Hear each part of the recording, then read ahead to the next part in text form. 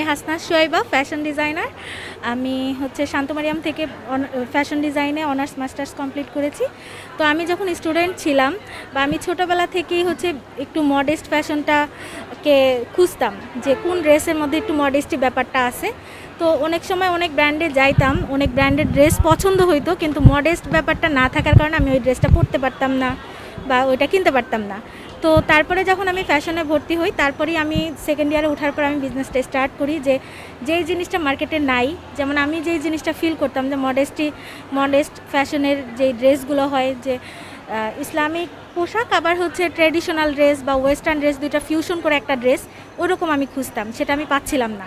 যার কারণে আমি চিন্তা করলাম যে আমি এই টাইপের ড্রেস নিয়ে কাজ করব। তো ওখান থেকে হচ্ছে আমার জার্নিটা শুরু হয়েছে। তো ওভাবে হচ্ছে আমি বাসায় বসে অনলাইনে বিভিন্ন ড্রেসের ডিজাইন স্কেচ করে প্রথম দিকে করতাম, অর্ডার নিতাম, তারপর হচ্ছে তৈরি করে দিতাম। তো এরপরে হচ্ছে 2021 সালে না 22 সালের দিকে হচ্ছে আমরা একটা শপ নেই, যেখানে হচ্ছে ছোট্ট একটা স্যাম্পল সেকশন হয় এবং অনলাইনে কাজ করতাম, এখানে প্রোডাকশনটা করতাম, ছোট আকারে শুরু করি। তারপর আস্তে আস্তে এটা আরও অনেক ধরনের সমস্যা তৈরি হয়, যে আমি কারিগরের ভাষা বুঝতাম না বা এদের সাথে কিভাবে ডিল করতে হয় সেই জিনিসগুলো বুঝতাম না।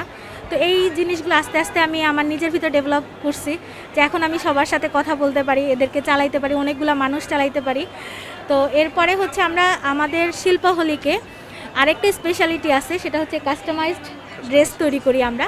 তো সেটা আরেকটু আচ্ছা, আমি এটা নিয়ে ভালোভাবে বলি। বললে। কাস্টমাইজ সার্ভিসটা হচ্ছে বেসিক্যালি ব্র্যান্ডগুলো রেডিমেড প্রোডাক্ট সেল করে, যেটা হয় ব্র্যান্ডের পক্ষে কাস্টমাইজ সার্ভিস দেওয়া পসিবল না। আপনি যাবেন হচ্ছে সাইজ রেডি অ্যান্ড ড্রেসটা ডিজাইন পছন্দ হয়েছে, আপনি নিয়ে নেবেন।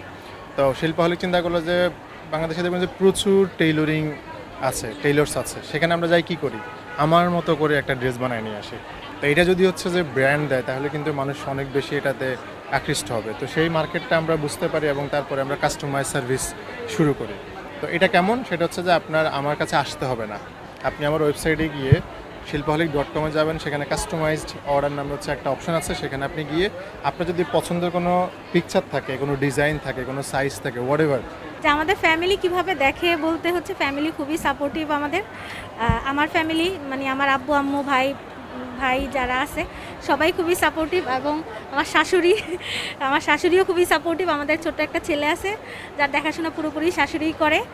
তো আমরা ফ্যামিলির দিক থেকে খুব ভালো সাপোর্ট পাই, এবং সবার কাছেও খুবই হয় যে হাজব্যান্ড ওয়াইফ এত ঘন্টা একসাথে থাকে, কিন্তু এরকম ভালোভাবে কিভাবে থাকে।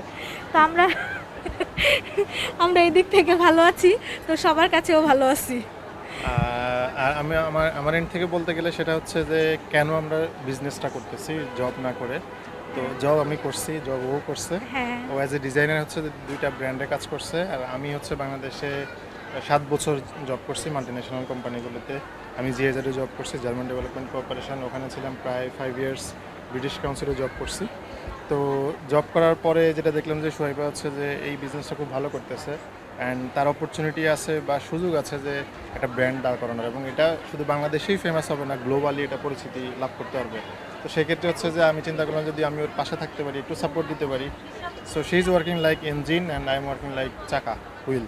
সো বিজনেসটা ওই আমি শুরু শুরু করে, করি আমাদের আগে। বিয়ের আগেই হচ্ছে যে ওর বিজনেসটা ছিল। তো বিয়ের পরে হচ্ছে যে আমি ওর সাথে অ্যাড হয়েছি।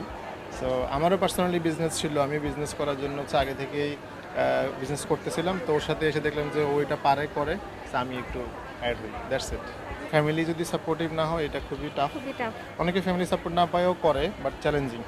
আমাদের ক্ষেত্রে যেটা হয়েছে যে আমাদের ফ্যামিলি থেকে 110% সাপোর্ট আমরা পেয়ে যাচ্ছি, এই জন্য হচ্ছে আমাদের জন্য ইজি না। আর আমরা অনেক স্ট্রেস ফিল করি, বিজনেসে অনেক স্ট্রেস থাকে। সেক্ষেত্রে যেটা হয় আমাদের মধ্যে হচ্ছে মাঝে মাঝে হাজব্যান্ড Clash ওয়াইফের হয়। বাইরে গিয়ে হচ্ছে ক্ল্যাশ হয় বিজনেসের জায়গা থেকে। ও একটা ডিসিশন দিচ্ছে যেটা আমার কাছে মনে হচ্ছে ভালো হবে না, এটা মার্কেটের সাথে যায় না। আবার আমি একটা ডিজাইন পছন্দ করতেছি, ও বলতেছে এটা হবে না। এরকম ক্লাসগুলো হচ্ছে, বাট বিজনেসে যেটা হয় প্রোফাইলিংটা খুবই important. So she is my partner right now as a বিজনেসের জায়গা থেকে চিন্তা করলে। আর বাংলাদেশে বিজনেস করাটা হচ্ছে যে খুবই খুবই চ্যালেঞ্জিং এটা, বাট খুবই টাফ একটা ব্যাপার। আপনার আশপাশ থেকে সাপোর্ট পাওয়াটা হচ্ছে চ্যালেঞ্জিং। সব দিক বিবেচনা আমি বলবো যে নতুন কেউ শুরু করতে গেলে মোস্ট ওয়েলকাম, বাট আপনাকে প্রস্তুতি নিয়ে আসতে হবে। লম্বা একটা জার্নি পার করতে হবে। একটা বিজনেস সেট করতে ব্যাচেলার মাস্টার্স করতে 5 ইয়ার্স লাগে, রাইট?